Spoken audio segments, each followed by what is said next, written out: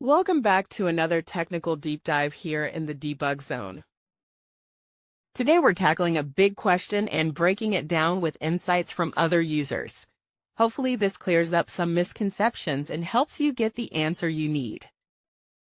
So buckle up, stay a little curious, and let's jump right in.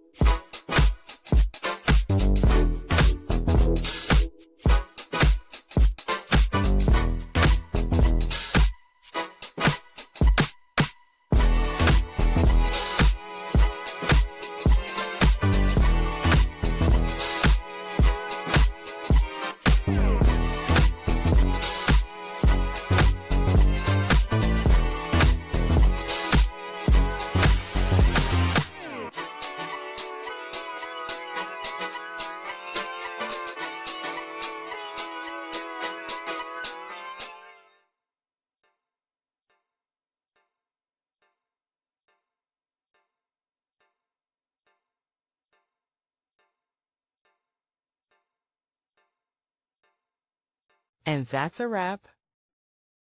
I hope you found the answer you were looking for. If you did, take a second to hit that subscribe button. It really helps out. And let me know in the comments which solution worked best for you. See you next time in the debug zone.